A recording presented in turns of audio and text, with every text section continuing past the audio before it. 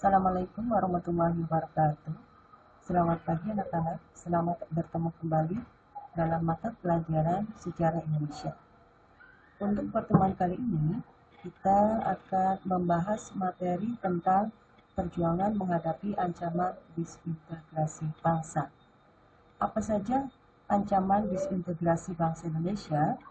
Nah, di sini nanti kita akan membahas beberapa materi, di antaranya yaitu tentang pemberontakan PKI Madiun 1948, pemberontakan DITI, pemberontakan Andi Aziz, pemberontakan PRRI Permesta, pemberontakan APRA, dan gerakan 30 September 1965. Nah, sebelum kita bahas materi-materi yang sudah Ibu sebutkan tadi, kita lihat dulu pengertian dari disintegrasi.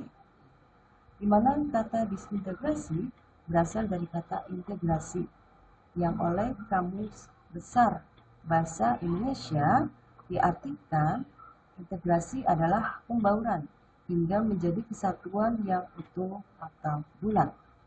Sedangkan menurut William Harvey, integrasi itu berarti penyatuan bangsa atau suku yang berbeda dari suatu masyarakat menjadi satu kesatuan yang utuh untuk menjadi suatu bangsa.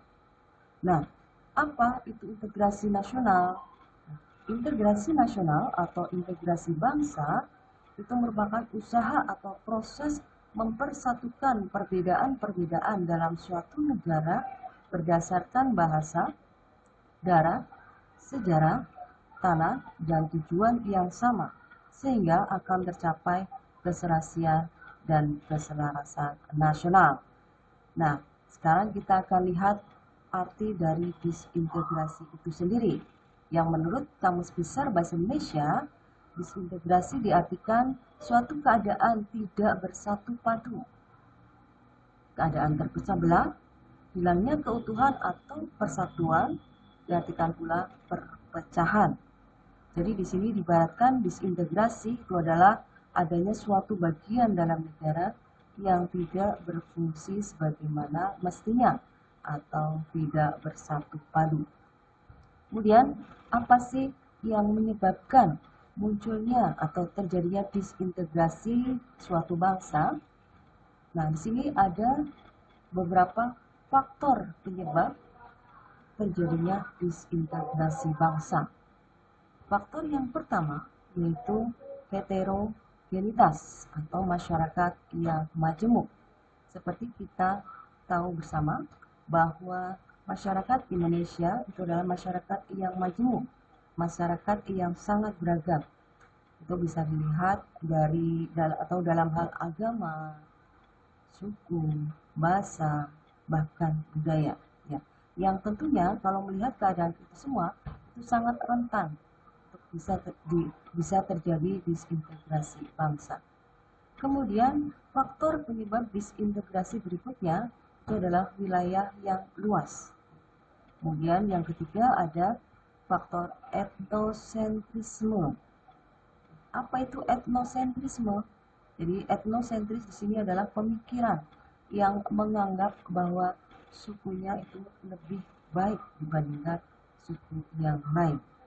Kemudian faktor penyebab berikutnya itu adalah tidak meratanya pembangunan baik di bidang ekonomi maupun infrastruktur. Dan kalau kita amati, kalau kita lihat terjadinya beberapa pemberontakan di dalam negeri yang terjadi pada awal kemerdekaan itu terjadi karena dipicu oleh beberapa faktor, di antaranya yaitu yang pertama adanya keinginan untuk mendirikan negara sendiri yang lepas dari NKRI. Nah, itu nanti akan kita bahas melalui pemberontakan DITI. Kemudian yang kedua yaitu mempertahankan bentuk negara federal. Itu bisa kita lihat nanti pada saat kita membahas tentang pemberontakan RMS, pemberontakan Andi Aziz, pemberontakan APRA. Kemudian faktor yang ketiga yaitu adanya keengganan APRIS di negara bagian untuk bergabung dengan TNI. Nah, anak-anak, mungkin itu saja yang bisa Ibu sampaikan pada pertemuan kali ini. Untuk pertemuan berikutnya, nanti kita akan bahas tentang pemberontakan PKI Madiun 1948. Untuk itu, Ibu minta kalian pelajari materi tentang pemberontakan PKI Madiun 1948 yang nanti akan kita bahas pada pertemuan berikutnya. Mungkin itu saja yang bisa Ibu sampaikan pada pertemuan kali ini. Kurang lebihnya Ibu minta maaf. Assalamualaikum warahmatullahi wabarakatuh.